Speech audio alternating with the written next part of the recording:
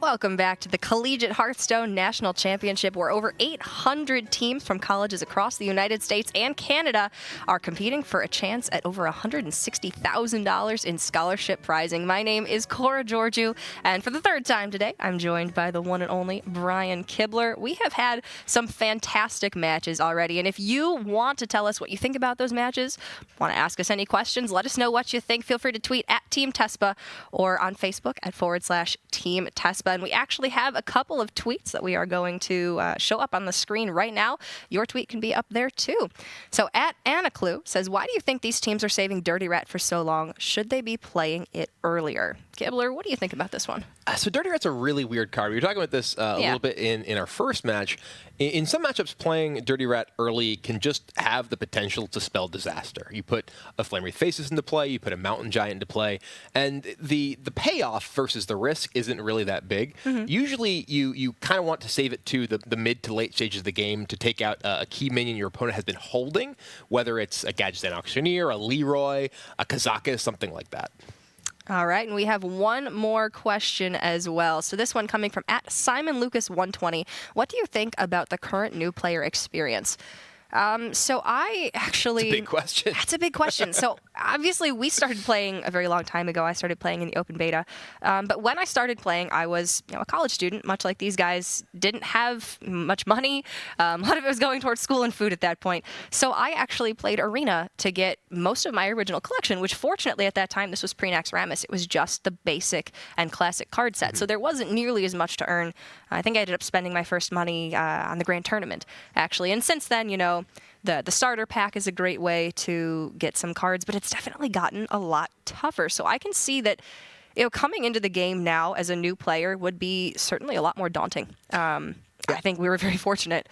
I was much older when I started playing, well out of college. Yeah, maybe a little more disposable income. Well, I actually, kind of as a personal challenge to myself, played without spending any money until I hit Legend. And, very cool. This was also back right before Naxxramas, and I had saved up, I think, 55 packs just from doing Arena, and opened those packs. I was able to build a Shaman deck back when Shaman was not nearly as good as it is now. Back when Shaman wasn't nearly as mainstream. Was able to make it to Legend in my first month playing Constructed, but obviously I have a very big background playing games competitively. Rather decorated when it comes to card games. So my new player experience is very different than the average new player experience. I do think that Hearthstone is in a good spot in terms of the tutorial walking you through, getting you to understand sort of the basics of the game. I had a lot of thoughts about what Team 5 said on the recent Q&A on Twitch, where they talked about maybe having different thresholds for rankings where you start each month depending on the ranking that you got to the previous month. And I think that if they had those thresholds that they talked about, maybe you wouldn't have as many very experienced players at the lower ranks. But anyway, let's get into our next match with some more experienced players, not new players by any means. It is Cal State Fresno against University of Utah.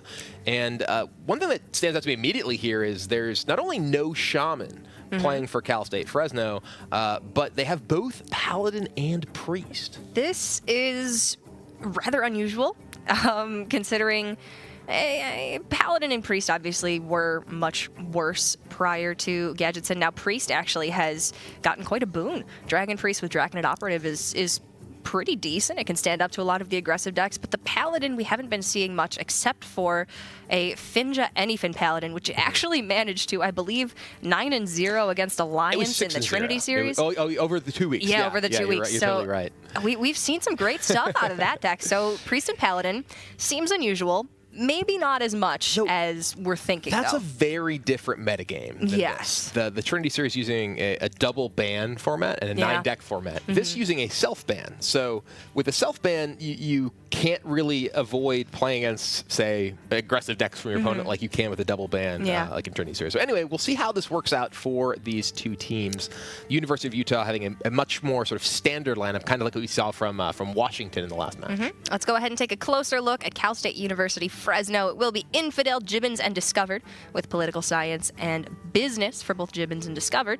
It, seems like relatively standard. I mean, there's not much that we can say about majors they're unless majors, it's like they're going to give them the business. You see like jazz studies at some point, you're like, I bet he's really chill. You see business, you're like, I bet he's very intelligent. Definitely interested in subsidizing their student loans by winning this scholarship money. But anyway, we see Cal State Fresno on the screen, or at least two of them.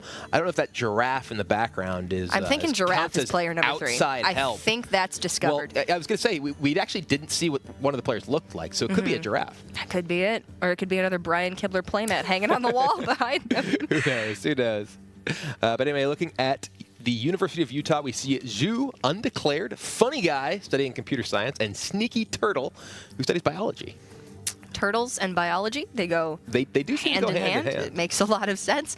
But yeah, I mean, generally just a lot of, very mathematically inclined majors we're seeing here. It makes a lot of sense. People are naturally drawn to games that are statistically variant. Whoa, Crimson Gaming. We see they got a whole backdrop and everything. They're taking this real seriously. I like it. You know what? This is where... Is he just playing right now?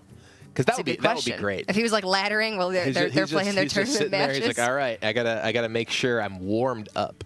Gotta grind some tavern brawl, make sure that I'm ready for this match. No, but that's really great. And I mean, one of the really fantastic aspects of this, obviously, is that it is collegiate. So not only are these guys playing as a team, not only are they playing for themselves, but they're playing for their schools.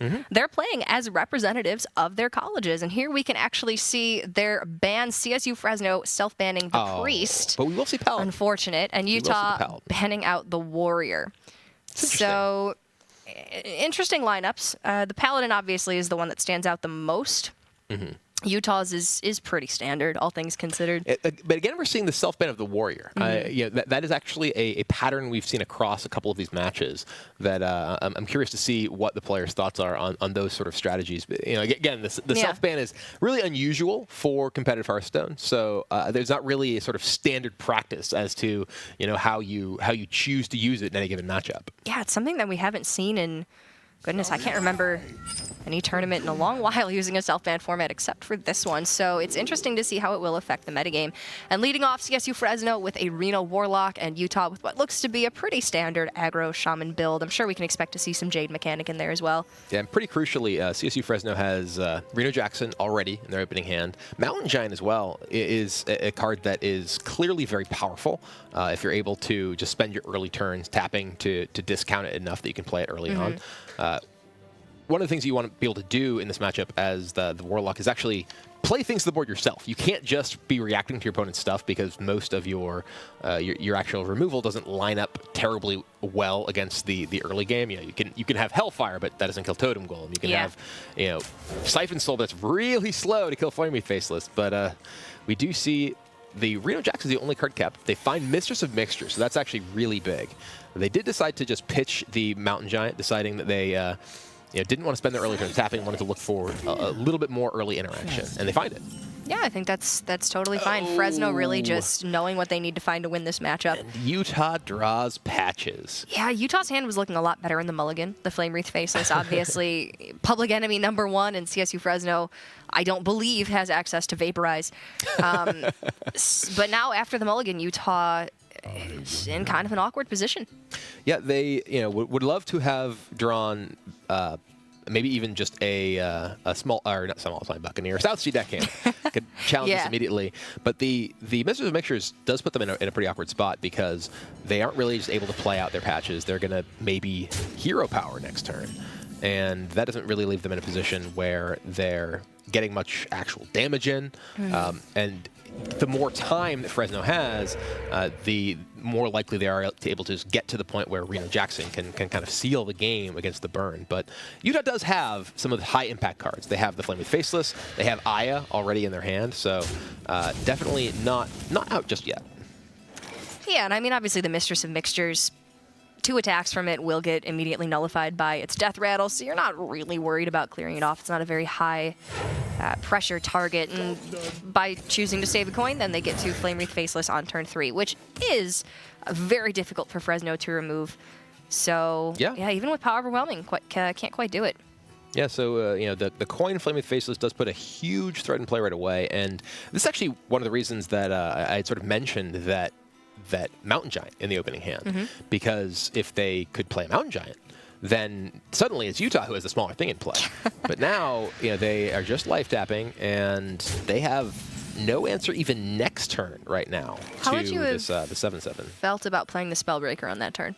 Obviously, you would like to save it for, Eye of Blackball is in hand. That comes to mind as being a great silence target. But the Shaman doesn't have a lot of other targets that are really fantastic for silence. Yeah, you could silence the 7/7. I mean, basically just you're playing a 4/3. Yeah. And then what you're doing there is essentially trying to set up to be able to power overwhelming on your next turn to just clear the 7/7. Because you don't, if you had one more damage, I was gonna say if you had Mortal Coil. Yeah, there's one damage. if that had been in their hand, then I would have 100% done that, because you leave yourself with the ability to clear it on board at least, whereas otherwise you're not really necessarily getting a ton from it. But now they are facing additional damage too, so kind of a terrible spot for them. Well, they can Power Overwhelming and Mortal Coil, the Flame Wreath Faceless, and they still have 3 mana. So potentially they could draw something that they could use, and they'd be healing back up to 21. So it's not... They're just debating playing the Bruiser. Wow. Really? This seems very dangerous. Because as you mentioned, they did have access to Power Overwhelming plus Mortal Coil, which could allow them to just take out the Flame Wreath Faceless right here. Instead, they decided to play the Taunt, which does leave them in a position where they can just get punched through. Granted, they have Reno. Yeah, so of course. Because there's Reno Jackson in their hand, they're not. They don't run the risk of dying unless they just died this turn. But I don't even think there's a way that happens, is there? If they flame, there isn't, right? They flame tongue in the middle. Yeah. They kill with the even if they had the full 5 mana, they'd be off by. So 3, they can only do what, 10, 11, 12 this turn, I think. Yeah. It's close. It is. Yeah, it's actually very quite close. A little too close for comfort for me, to be perfectly honest. But Fresno has great patience, I suppose. The thing is, Utah's going to clear off this Bruiser, and then Fresno might feel pressured to drop the Reno. They could also just Siphon Soul the Flame Wreath Faceless in the following turn and feel safe. But yeah, they even have so many ways they can punch through this. Looks like they're running out of time. Yeah, so it's going to be Lava Burst and then throw damage to the face, kill that. Did they get everything in? They did. Okay. So, yeah, and now CSU Fresno kind of has to Reno here. They're at 11. There's still a 7/7 in play. If they Siphon, they go up to 14. Okay, yeah, you're totally right. There is a Siphon. I actually had missed that in their hand at that point, but yeah. I think so they can't go to 13. No, you're totally right. I had just forgotten that was in their hands. So. You know what? A lot of the time, it's the Warlock's hands are so big, it's easy to overlook what they've got. 5, 6, 7, 8, 9. With the Flame Tongue plus Patches, they could hit for 9, 10 this turn, right? It's very close, and a lot of the time, this is how the aggro deck just sort of has to do it. You have to punch face and hope that they don't have the Reno, and if the Reno deck has it, then well, the thing is, if you're able to have enough of a board when they are forced to Reno, for instance, if they had not had Siphon Soul last turn, if they had to Reno that turn, and you were still hitting them for 10 or 14 with Flame Tongue the turn after, you can finish them off with Burn that way. Yes. But in this situation, you don't really have that much of a board presence. I think that Utah's probably debating, do they want to commit the Flame Tongue here and just get the maximum damage, which does put Fresno in the situation that they are sort of most desperate to Reno. And I think that we will see the Reno this turn, because it is terrifying not to. Yeah. See a little shake of the head from Utah. Okay. But now, Utah Reno's gone. still has 7 on board. And yeah, you have a lot. You're threatening a lot of damage. You can attack for 8, 9, 10, 11. Just immediately this turn if you want, and play an Aya. They could play the Patches in the attack. Get an extra 3 get damage. all the damage in. Play the Patches while the Flame Tongue's still here. The problem is that they've actually drawn some kind of low impact cards after the fact. Maelstrom Portal's never useful in this matchup, really. Feral Spirits is okay, Are but they look like they're about to Patches before attacking? Are they trading? They're gonna trade in. Okay, that's their plan. Okay, so All right. Interesting. This is fine. Okay, yeah. You're trying to make your board as resilient as possible. Yeah, this does, like, the thing is you have the Stone Claw up, so getting the damage in, you do 6 more damage to your opponent if you just push for the face, and this way, well, looks like are they going with Twilight Drake plus Shadow Flame? They have the ability to Twilight Drake Shadow Flame, or I mean, if they're going to play something with Shadow Flame, it would definitely be Spellbreaker, right? You'd Spellbreaker the Aya, and then Shadow Flame Spellbreaker. And that's just full clear. Right, it actually just kills everything. I mean, you could always just Nether. It leaves a 2/2 from the Aya. That's not terribly threatening. Yeah, it looks like they found the Spellbreaker line. Yeah. And yeah, I think that this is certainly your sort of best clear here. And the thing is, if Utah had just gotten that 6 damage into the face, they're still essentially requiring a clear of that board. I mean, I suppose they could have just played Abyssal Enforcer and then attacked into something left over with the Reno. But there'd be 2 things left over, because there'd be the Aya Golem and also the Totem Golem, and you've gotten 6 more damage to the face. I don't know. There's this is one of those things that shows there's a lot of options in a lot of these situations. You'd be facing down a 6/6 Abyssal, and the Reno would likely be dead if it trades into the Totem Golem. That's a tough choice. Would you rather have 6 more damage to their face but have a 6/6 on your opponent's board, or be in this state? Well, in that instance too, you like, what do you? Oh, they'd actually would have taken 3 damage from the Abyssal as well. Right. Yeah. So you're going to be at 9 less life. Yeah. This is also, of course, assuming there's an Abyssal in it. Yes. Fortunately for us, we are all knowing. we are omniscient here. Not quite omnipotent, though sometimes I feel that way when I say a thing's going to happen in a Hearthstone game, and then exactly that happens. Feels pretty good. It does. It like does. calling top decks. All right. Well, yeah, Abyssal Enforcer plus this Mortal Coil is potentially just a full clear if they're going for it. Yeah, I mean, they've saved the Mortal Coil since turn 4? No, turn 5, because they chose to play second rate Bruiser instead of Power Overwhelming plus Mortal Coil. They're actually going to hold on to the Abyssal. Interesting. They want to play the Twilight Drake instead. I mean, the Abyssal's a really high value card for sure, but when you also have Twisting Nether in hand, this gets a higher health minion in play, which has better ability to trade into things. It does trade in. Say your opponent has, I guess they've already played both Totem Golems, or is it they've only played 1? Regardless, this can attack into more things on your opponent's side of the board, because it does have 8 health rather than 6. Yeah.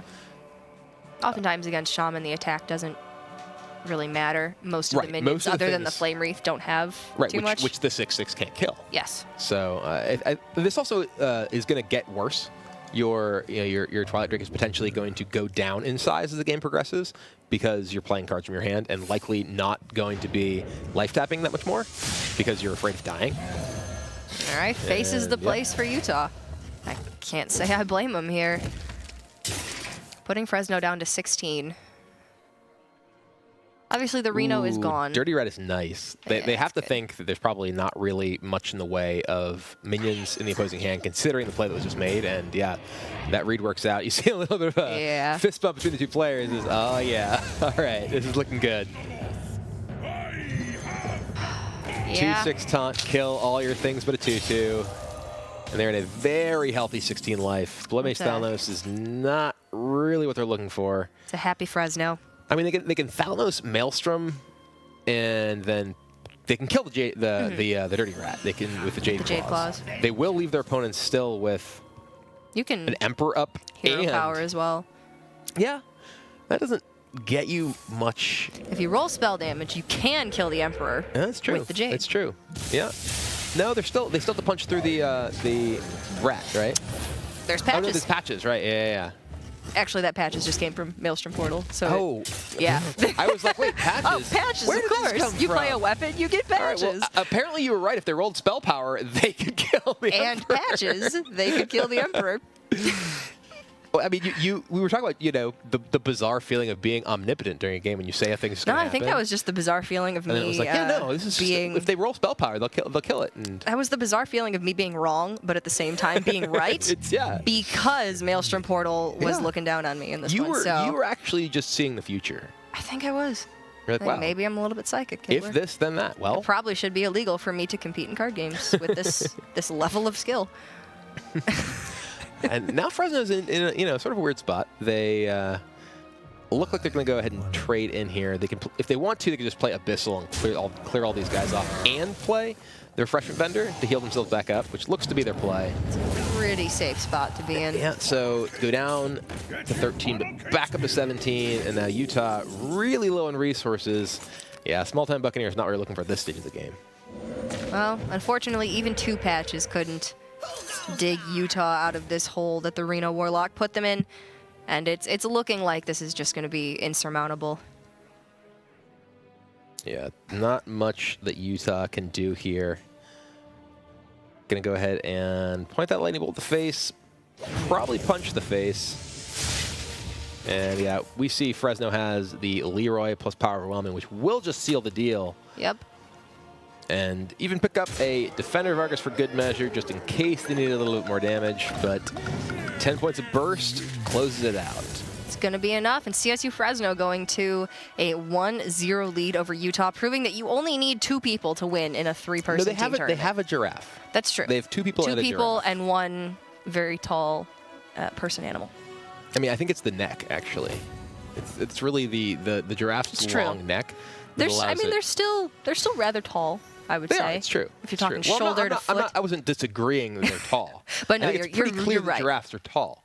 But I was saying that it wasn't the height of the animal that gave it its skill in Hearthstone, but the length of its neck. That's true. Maybe it just needed more room for all that knowledge. Yeah. All that card slinging knowledge. I mean, I'm afraid for when Jurassic Park becomes true and we have to compete against Brontosaurus. How could we possibly win? We will never win card games against that.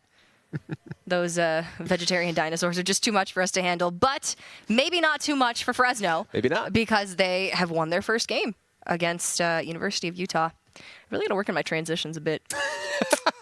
They're kind of a stretch, like the giraffe's neck. Okay. Get it? We are going to be getting into game number 2 very shortly. The Reno Warlock off the table for Fresno. Utah still needing to find a win with the Shaman.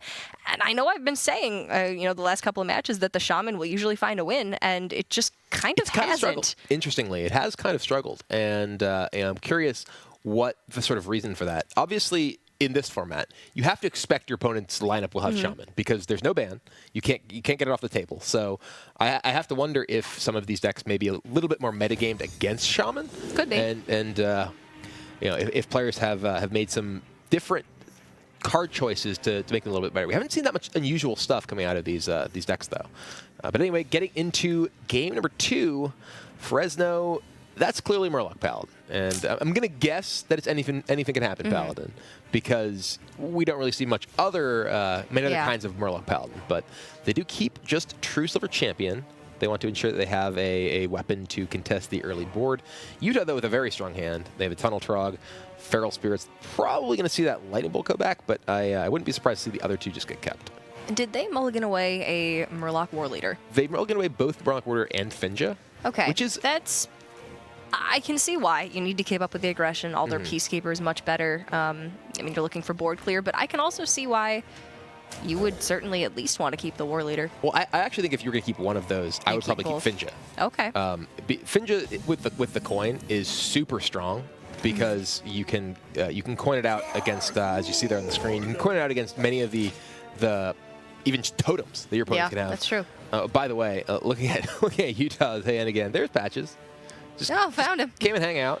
Yeah, They mulliganed away their Lightning Bolt and found another Feral Spirit and Patches. And ooh, that's a big draw for Utah with Jade Claws. That's fantastic. Gives an immediate answer to the Mistress of Mixtures and buffs up that Tunnel Trap. It's going to make their next turn a little bit awkward. Not going to be able to play Feral Spirits, but even just a totem on the following turn. It's totally fine because this hand was fantastic. Speaking of good draws, this is a Doomsayer for Fresno. They find really the most important card. Ooh. Okay. One good draw deserves another, and then another, as Lightning Bolt can protect this board. A bit back and forth, but I'm liking it so far. So Utah, yeah, absolutely will kill this Doomsayer off. Most likely throw down the Patches next almost to let it go face. It's like, oh, no, whoa. These are seasoned aggro Shaman players. They know that the Lightning Bolt should go to the face, but they need to stop themselves momentarily, choosing to save the Patches. Yeah, the patches I think they're holding on to in part because there is the threat of, say, Consecration or Wild Pyromancer. Also, you can combine the patches with, say, Flame Tongue Totem and get a little bit more damage out of it than just the one you might expect to get now. Utah looking a little bit upset by that True Silver champion. Yeah, they would have much preferred to be able to protect their Tunnel Trog with the Feral Spirits. They were planning on playing the next turn. Based on the way that the game sort of played out to that point, they were hoping to be able to play Feral Spirits. You know, with the Tunnel Trog Feral Spirits opening against Paladin, you want to play Trog on 1, Feral on 3 to protect specifically from True Silver. But they were really thrown off because of that Mistress of Mixtures, which is not like a 100% inclusion. You know, we were saying, what are the individual card choices people are making? Mistress of Mixtures is a card you include in your deck because you expect to play against a lot of aggro decks. And it came up big in this game, really throwing off Utah's opening. Yeah, I mean, you were saying a lot of the decks are maybe subtly teching against the Shaman, and in this case, it certainly seemed to have worked out. And Fresno, already with access to a full board clear in the form of the Wild Pyromancer and the Equality, a lot of the time, the Paladin can lose this game because they don't have draw, and they don't find that board clear with Consecration or Equality and Wild Pyromancer. In this case, they have it, so they feel very safe in a lot of situations right now, and will be able to take down that Flame Wreath Faceless that Utah has on the following turn. Yeah, Fresno's hand looks great. They have not only that board clear, but they have the Solemn Vigil to follow it up to dig for more. They even have Ivory Knight to continue to get a resource advantage as well as bring their life total back up. So just a really good position for the Fresno team. And it really all has, to this point, snowballed off that Mistress of Mixtures. It sounds weird to say, but the Mistress of Mixtures bridged, forcing Utah to overload on 2 with the Jade Claws and prevented their Feral Spirits to protect their Tunnel Trog, which it would really have put so much more pressure on Fresno if they weren't able to deal with it. And I mean, Utah did have a little clap there as once again Patches comes down from hand. Patches in hand. And shake of the head from Utah. Clearly not happy with that situation. And there is Pyro Quality, followed up by a free Solemn Vigil. Yeah, it's very nice for Fresno. And, okay, so going back to just turn 2 very briefly, Utah did have the option of playing the Patches and running in the Tunnel Trog, the Mistress of Mixtures, which could have allowed them to play the Feral Spirit. But the Jade Claws at that point just looked so much better that it's it's hard not to justify playing it. Yeah, it's interesting too, how that would have worked out, because they also then might have had to play differently the next turn to be able to deal with Doomsayer. Yeah. So, and then now we see a Aldor Peacekeeper stop the Flame Wreath Faceless, and even Acolyte of Pain coming down and threatening to just draw some more cards off that 1 health minion. So Fresno just has answers for days. Yeah, this is a really rough spot for Utah. Making me wonder why we don't see more Paladin. I mean, maybe we will start to. Maybe the Paladin will come back as a popular class, at least this build. Yeah, it's interesting. Paladin does struggle particularly with Rogue, in part because the early aggression plus the sort of big auctioneer turns don't really give you time to get to your combo finisher and such. But you at least have the tools, so it's not like out of the woods, or rather out of the realm of possibility at all. But Finja is a nice find for Fresno.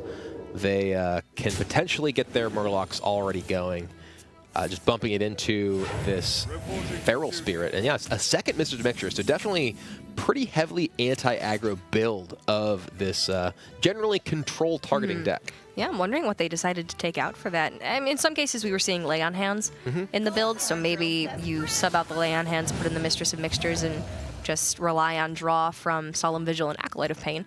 Yeah. I mean, some of the cards that you see in and out, maybe they have 1 copy of Solemn Vigil. Yeah. Maybe they have fewer copies of, well, we see, like, obviously the True Silver. We could see 1 Ivory Knight maybe instead of 2. Yeah, it's possible. There's a number of sort of numbers you can shave in order to get the sort of best result. All right, so Utah just trying to put the most pressure on the board that they can, and Fresno is going to be able to get the 2 Murlocs from this Finja. Oh, and they actually are going to have all their Murlocs in play this turn. That was potential. Oh, this is actually also potentially gross. The Consecration can allow them to clear off almost everything if they want to go with this. Attack into the other Feral. They'll get War Leader plus Bluegill. which they could potentially use a bluegill to well, they're going to obviously have to attack here. But yeah, this will give them basically every Murloc. And this is, Finja is just such a powerhouse in this deck. So much board presence right away. And they have a ton of options here. They could go with the second bluegill and clear off some of his minions. Yeah, just gonna go ahead and wipe that off. Wipe that off. And no more buddies for Finja to pull up out of the deck. All right, Flame Tongue, they can kill that war leader. Yeah, in this case, but not really a game you're looking to win as the shaman. No. The paladin has so many powerful tools you get to the late game. Fresno really just needs to find anything, and it's pretty much all over from there. It's not even clear they need that. They just have Ragnaros in hand. Yeah, I mean, just heal your face for 8. What more can you really want? Sort of a shake of the head from Utah we see there as Fresno are both just kind of sitting there and grinning. Man, the themed background and the matching colors, it's not proving great for them so far. It's rather unfortunate. More than drawing patches every game. I mean, not proving all that great for them so far. No, it's definitely the shirts. It's definitely the shirts, Kibler. No, I mean, just so strange that the aggro shaman is not performing. And I guess maybe it's about time. Well, the shaman's been so strong for so long. I mean, I don't think there's anything like, shaman's no longer good. I think we've seen just in some of the games where shaman lost earlier, we saw this is a peculiar decision going and killing the Finja. All the Murlocs are out of the deck, so okay, they're just killing both. More so, it's not about time that shaman is bad. It's about time that it falter in competitive play. Fair enough, it's about time that for once there is a second Ivory Knight, so clearly not a cutting Ivory Knight. So I'm really curious where these Mistress fit in compared to, say, the list that G2 played, as you mentioned in the Trinity series, with such strong results in the first week. I mean, maybe they don't have Wicker Flame Burn Bristle. It's true. That's actually a place you could possibly swap for Mistress. Potentially also second Acolyte. Tough to say. Spirit Claws, not going to do quite enough here. They're just kind of going through the motions, it seems. Fresno getting excited. A little pump of the fist from Fresno there. Recognizing that this game is very nearly theirs to call a win. I mean, just look at... okay, well. That's pretty good. I mean, this hand is just kind of an embarrassment of riches. They have everything they could possibly need, and then some. You can anything, or you can just choose to Ragnaros, but they're going to anything, and Utah knows that it's pretty much all over at that point. Fresno with a fantastic draw. And you know what? Really showing that bringing the Paladin, sort of an unorthodox class in this tournament meta, was worth it. It's definitely worked out worked pretty well for them there. And yeah, I think that so far we've seen a little bit of inconsistent draws from the Utah team's Shaman deck. But also, I do think it's important to note that the tech decisions from Fresno really paid off. That Mistress of Mixtures really changed the early game dynamic of how that match played out, and really shifted the tempo in their favor when it was important. Yeah, I mean, just that one overloaded mana crystal on turn 3. It literally was that. Completely. That was so important. Changed the game for Utah. So CSU Fresno going up to a quick 2-0 lead, just needing to find a win with that warrior. Unfortunately, the Priest is self-banned. We're not going to be seeing Priest today, but there's always tomorrow. Utah still needing to find a win with that Shaman deck. Hopefully they won't draw patches.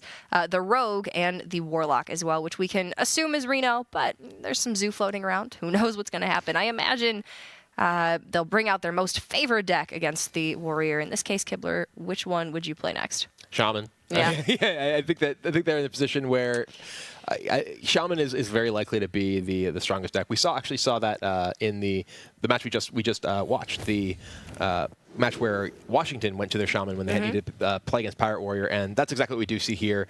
We mentioned earlier the power of Feral Spirits in this matchup. Yeah. Feral Spirit giving you 2 taunts, which match up really well against a deck that's trying to chop you down with Arcanite Reaper. Even just keeping it in the mulligan, waiting until you clear off their minions, and then just laying it down in the face of an Arcanite Reaper when they might be, 6 damage off from killing you, can sometimes save games. So I could absolutely see keeping the Feral Spirits here. You're looking for your early game minions, as always, but Jade Lightning also in this matchup is fantastic because it kills Frothing Berserker outright. Yeah. It's really important to have a solid curve, though, because this game can very easily be about who just gets ahead of the board and stays there. And if you, I thought this was what we were going to see, is the Feral Spirit keep. And that is a much better hand than we have seen from Utah in previous games. No patches. Oh, and then the patches for Fresno. Okay. Well, you see a laugh from Fresno over there. I think they can't feel too bad about it, considering it happened to their opponents both previous games, but... Oh, no astonishing emote back. Indeed. It is astonishing, though. All right, and Utah does not draw their own patches, so... They're looking like they're in a good spot. But yeah, this is an interesting spot for Utah, actually. One of the weird things about these decks that have so many cheap cards is you have a lot of decisions on turn 1. They could just play one of their 1-drops if that 1-drop is Buccaneer, which is just going to be better to play this turn than Deckhand because it is a more solid minion, doesn't die to, say, upgrade. Yeah.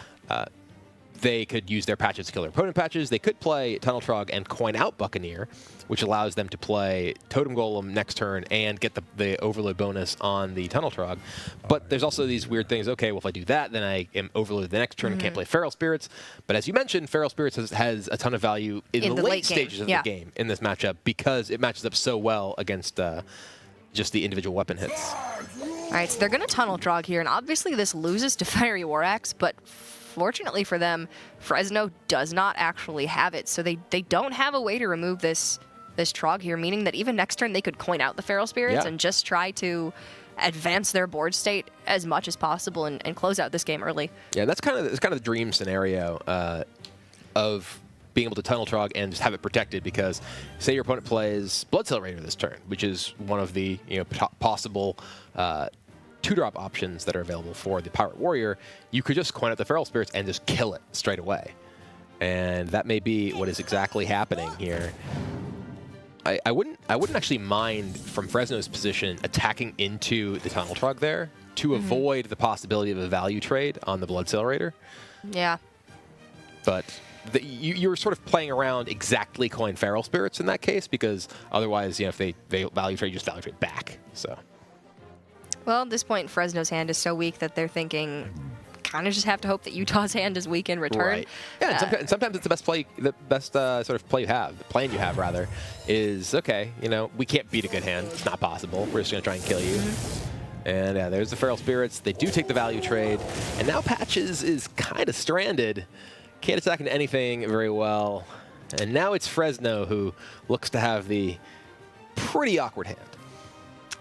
Yeah, the Bloodsail Cultist could come down this turn. It challenges Utah's board pretty well. Obviously, you won't get the Battle Cry because you don't have a weapon attached, but your other choices are just so weak.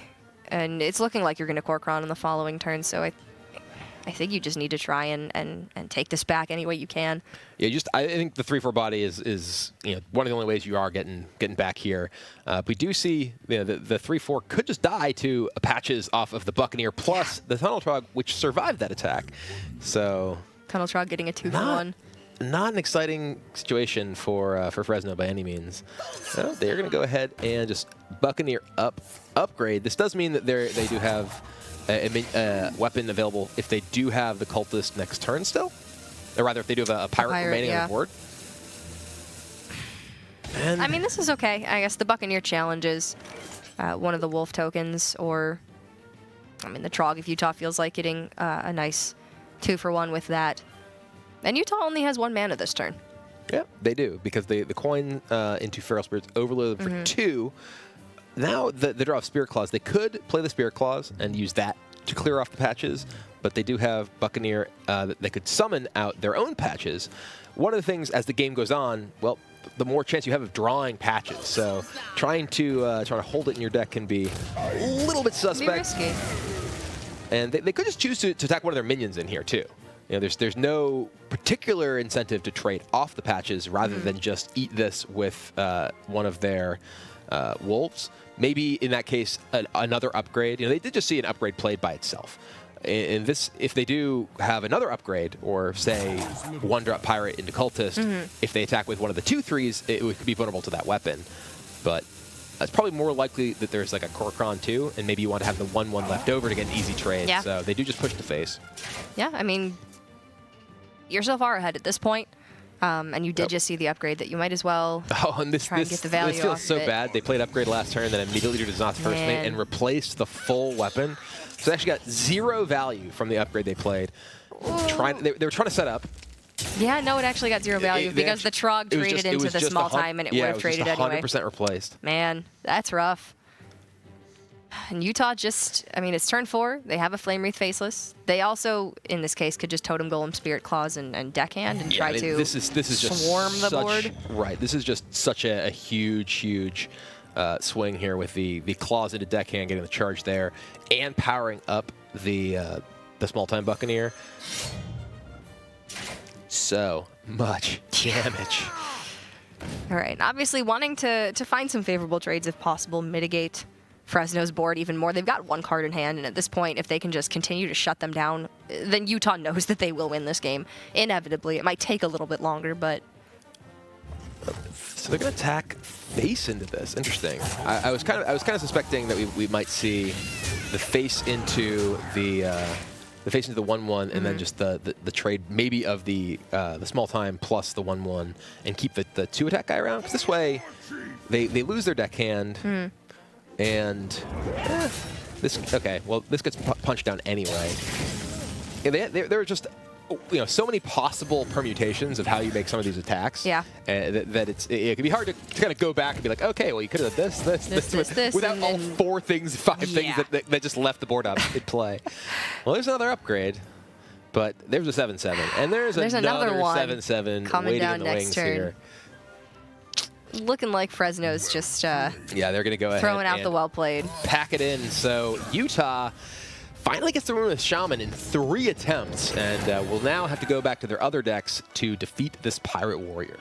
Yeah, the Shaman definitely the most favored against the Pirate Warrior. Next 2 decks not nearly as good, but they are going to have to find wins with some unfavorable matchups if they are going to win this match. Yeah, I mean, I believe we had them remaining. We're going to see it on the screen right now. Yep. Yeah, the Rogue and the Warlock. And we mentioned earlier, one of the matches, Rogue, probably one of the weakest matchups is Pirate Warrior, because you don't have any heals, you don't have any taunts, they race faster than you. Yeah. You do have the possibility of, hey, I'm going to coin Edwin. Haha! Actually, it's the deckhand that says that. But...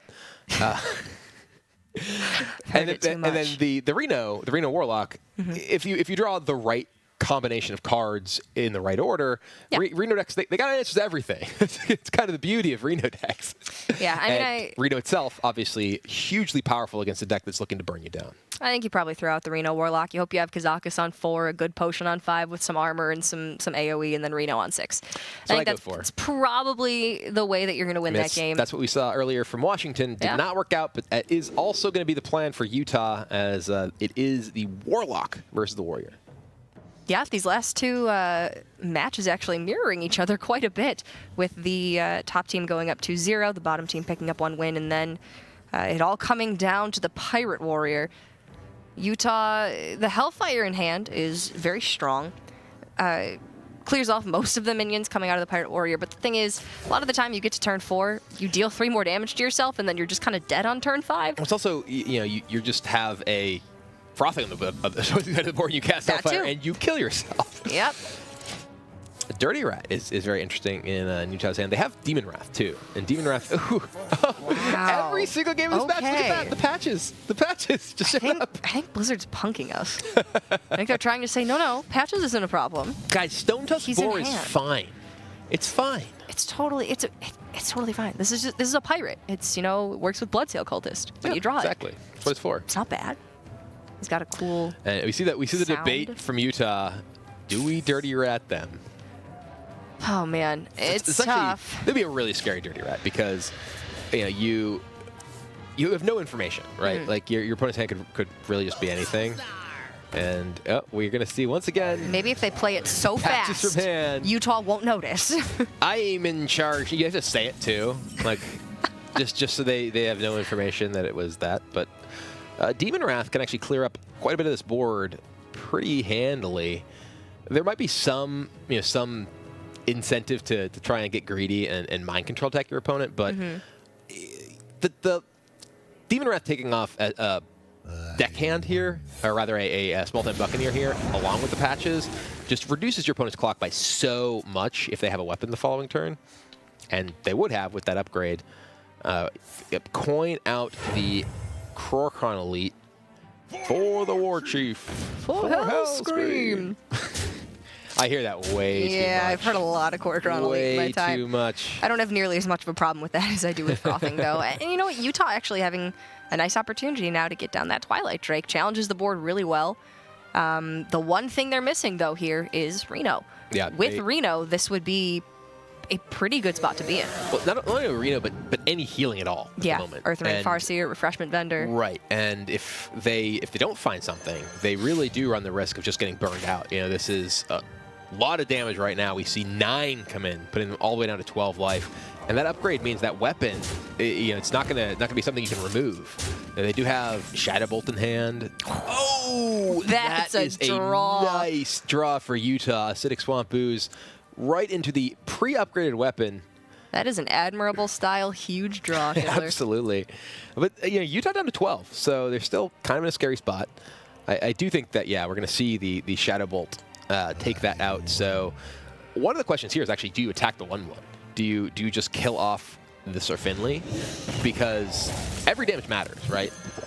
You're putting yourself in a position, if you leave this Finley alive, how are you gonna attack it next turn? Yeah. So preventing the 1 does mean that there's not necessarily, I'm trying to think of the specific combinations that could kill you over 2 turns or something. Is that another Heroic Strike? Well, all right, so that's 12 over 2 turns with the Leroy. And the double Heroic Strike. The problem is they don't have mana.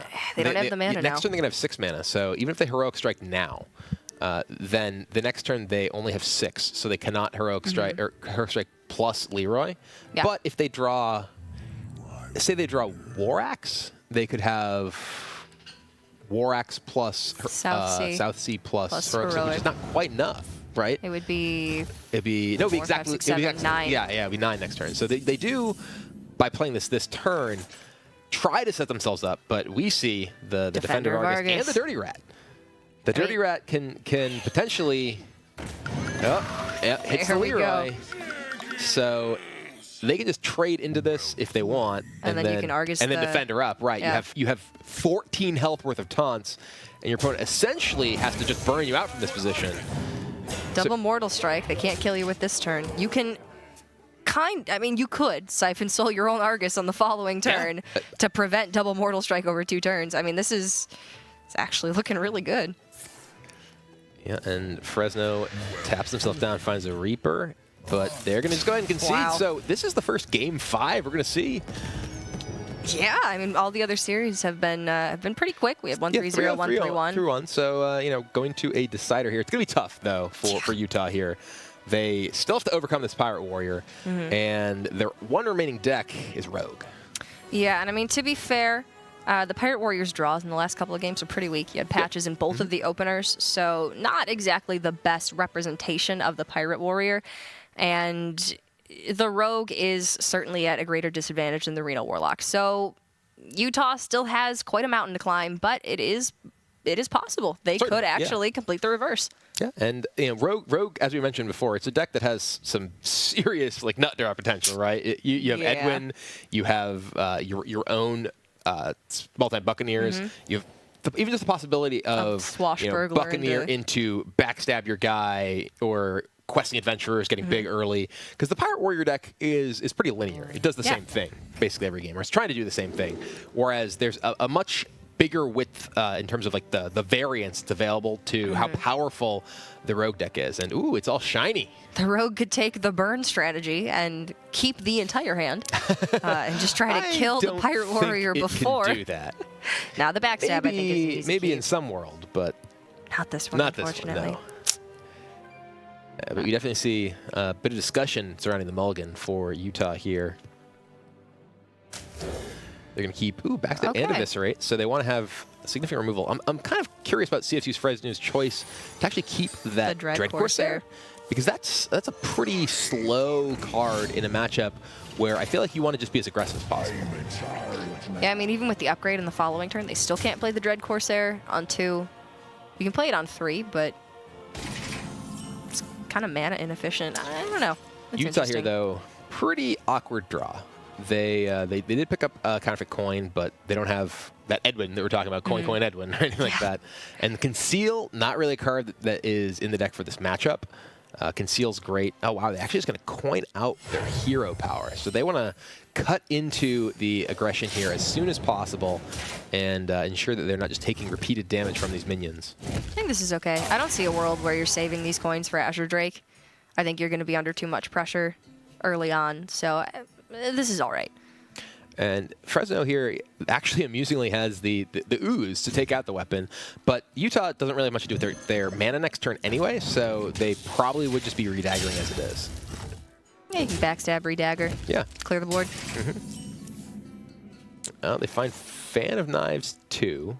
Okay. But yeah, I think we're just going to see, like you mentioned, take out your 3/2, take out your 1/1. Now suddenly Fresno, they have no damage on the board. And this is, actually kind of exactly the way that the Rogue wants the game to go. They really want to slow things down. They can either have the sort of nut draw we were talking about, or they can try to just get the board clear. And we do see finally that Dread Corsair come down for free. I mean, it's a 0-mana 3/3 is pretty good. Was it worth keeping in the opener? Not positive, but it worked out. There is Van Cleef. Okay. So this is an interesting sort of junction in this game, because Utah could just say, if they want to, coin Conceal then Van Cleef to play a 6/6. And that does leave them with not really much else going on with their hand, but they have a 6/6 in play. Yeah. And that is a pretty tough minion for CSU Fresno to deal with at this stage of the game. They have to commit a lot of resources and potentially life into it, which could give Utah a lot of time. If they just, say Fan of Knives or say go, and then the Core Crown Elite comes down and just hits them, they may just be too far behind to really deal with the amount of damage that Fresno's putting out. They could, if they decide to save the Edwin in the coin, next turn coin Eviscerate Edwin. Yeah. Which may just leave them with kind of a similar situation, which they're getting the value of sort of the attack. They're just going to Conceal Eviscerate this turn. Okay. Okay. I can buy that to just save themselves some life. It's sort of the lesser third option. It does kind of put them in a situation where now, what are they really gonna manage to do with the Edwin now? They can coin out Azure Drake, but they're still facing an upgraded weapon. Ooh, the prep. Oh man. Okay, so do you coin Azure Drake Prep Fan or Azure Drake Prep Fan kill this? It does put you so low. Take 4 more. Leroy is not the card you're looking for at this stage of the game. Prep Fan, they find a backstab. Wow. Just one card late. That backstab would have been fantastic. Now Utah's at 9. Fresno has 8. And they just have that Fireworks waiting in the hand too. Yeah, this is. They even forego the hero power because they just don't need it. If they do more damage to them, they can just Mortal Strike totally. That's true.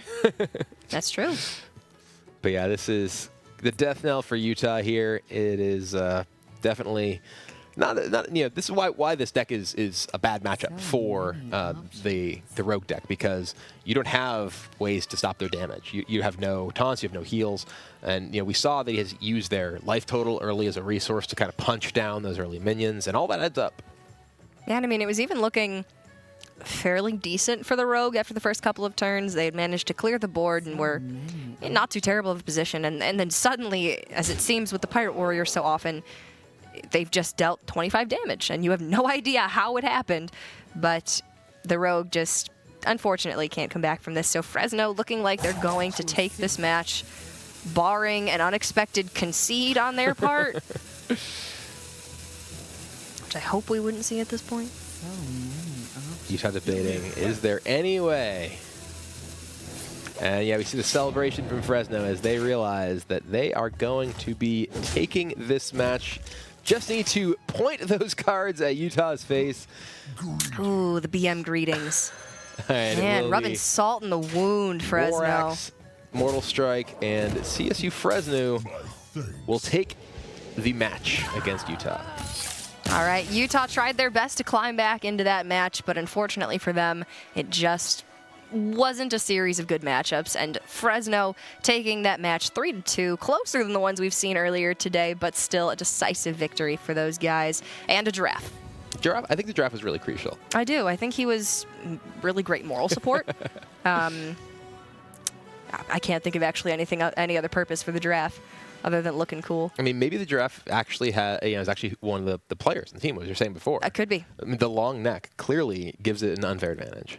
I don't know why. Maybe but that's happening. He can reach tall It's cabinets. Ooh. Either way, Fresno has won that match, whether on the back or the neck of a Giraffe or not. Clearly, 2 players was enough, and we are going to have an interview very shortly. But first, let's take a look at some highlights from that match.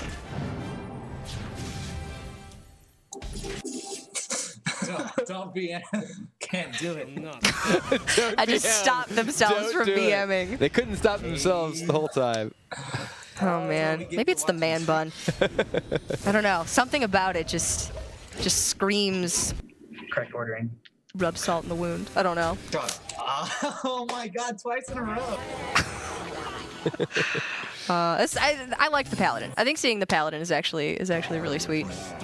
And then Patches decided to show up in the opening hand of almost every game 4 or in this 5 match. games. It was pretty crazy. Yeah, absolutely. Well, CSU Fresno, with that Anyfin Paladin deck, which, to their credit, is something that I don't think most teams would bring. I don't think they'd have the experience. I don't think they'd have the guts to bring something a little bit different. And in this case, they did. And it worked out fantastic with those Mistress of Mixtures tech choices against the Shaman. Yeah, it was really big. And the Shaman did kind of struggle in those early matches. Did not quite manage to assemble what it needed in either matchup. And like you mentioned, Mistress of Mixtures coming up huge. Even just the 1 point of overload to delay that Feral Spirits, which allowed True Silver Champion to take down Tunnel Trog, and everything kind of snowballed from there. Yeah, I mean, that was just a game where usually most games don't come down to one very minute detail, but that one kind of did. It kind of came down to 1 card, 1 point of overload, 1 difference that could have just completely changed the game in the favor of Utah, and Fresno had it. So that, and then the Pirate Warrior, they did obviously struggle a little bit with. Drawing patches is never anybody's favorite pastime. You'd like him to be in charge coming out of your deck for free, but they managed to turn it around and win that last game. I mean, the worst part is that you miss the animation and the vocal entrance, and that just makes the card so much less fun. Well, unfortunately, we do not actually have an interview with CSU Fresno, so we don't get to ask them about their Giraffe compadre. But we do have the schedule for tomorrow, so let's go ahead and take a look at that. We are going to be venturing to the East and North regions, starting off with Maryland and TCNJ, UMass versus Sherbrooke, and then the North region will be Carleton versus Nipissing, which I believe is a Canadian school. So that's going to be the first Canadian representative that we have in this tournament. Of course, from today, UT Dallas victorious over UT Dallas. It was the Engineers over the Liberal Arts team.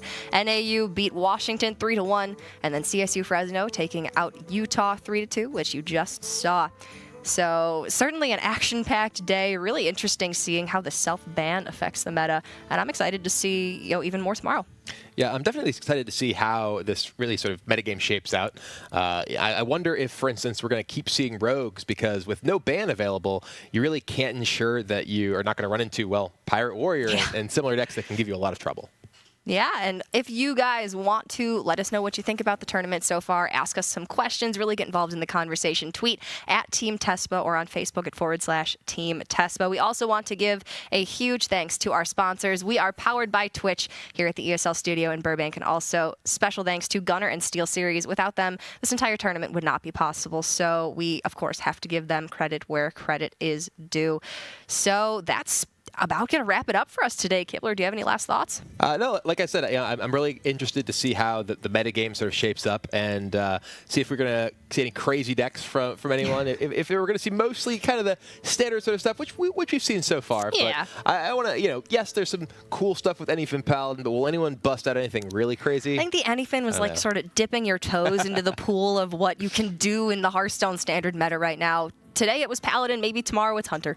Who knows? I want to see Hunter. Or, I definitely want to see Hunter. I don't Reno, think we'll see Hunter, Zalay was playing Reno Hunter on ladder. I've been playing Reno Hunter too. You have? It's not good. No. It's not good. Oh, but it's that's fun. too bad. All right. Well, on those last thoughts of Reno Hunter, that is going to do it for us today. So thank you so much for tuning in. We will be back tomorrow, same time, same place, with more Tespa card slinging Hearthstone action. So we'll see you then.